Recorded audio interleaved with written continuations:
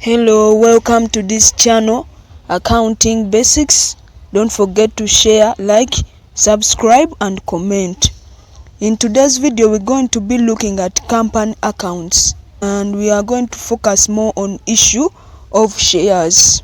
What is a share? A share is a measure of unit of capital. A share helps us to measure the unit of capital, or you can call it a right to the ownership of the company. Shares are traded in a stock exchange, and a stock exchange is defined as a place where buyers and sellers meet to trade shares and other securities like treasury bills, bonds, commercial papers, etc.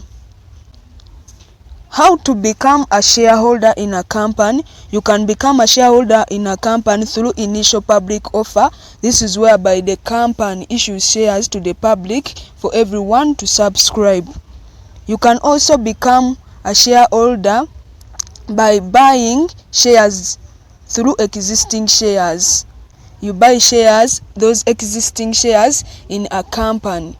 Before the company issues its shares to the public, you go to the company and you purchase your shares from the company. Those are the two ways in which you can become, through which you can become a shareholder in a certain company. Most probably those are public companies, because private companies restrict the issue of shares to the public. Benefits of being a shareholder: you can gain dividends, capital gains, increase in the value of shares. You can use shares as your collateral to the bank. In case you want a bank loan, you can use your shares to get that bank loan. They are easily transferable. You can transfer your shares to get cash. You can issue them and you get cash. They help in decision making. When you have shares, the number of shares you have in a company give you an opportunity to involve in decision makings. And there is availability of investment advice, so you can get some advice of how to invest your money through your shares.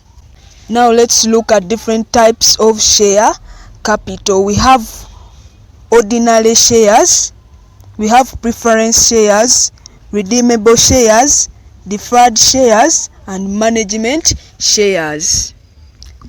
Ordinary shares are the most common type. They carry 1 vote per shares. They entitle the owner to participate equally in the company's dividends. If the organization is wound up, the proceeds are again allocated equally. These ordinary shares, they are the most common type of shares. They carry 1 vote per share. So the more shares you have, the more votes you have in case of the general meetings, in the resolutions, in the voting. So you use those ordinary shares. Ordinary shares carry voting rights. They are paid last. Dividends are paid in the interest of directors. Those are ordinary shares. Looking at preference shares, they entitle the owner to receive a fixed amount of dividend every year. So with preference shares, you have a fixed dividend that you have to receive every year. This is received ahead of the individuals that hold ordinary shares. It is also usually as a percentage of nominal value, the value stated when the shares were issued.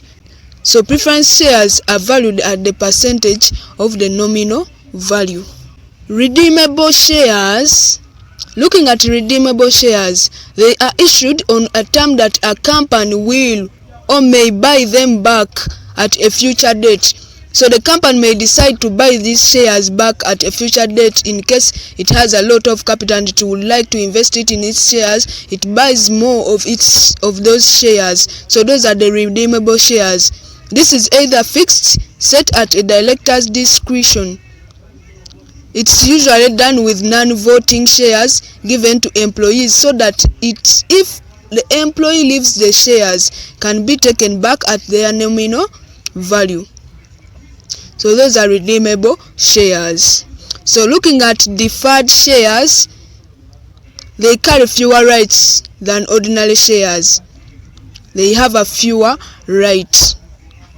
These are shares in which dividends are only paid after all other classes of shares have been paid. Shares in which dividends are only paid after a certain date.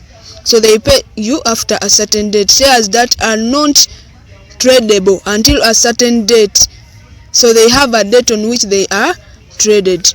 These shares are issued to employees to give them a long-term interest in the company and to increase their loyalty. They trade these shares to employees in such that they get interested into the company and to increase on their loyalty. Looking at management shares, gives shareholders extra voting rights at the company's general meeting.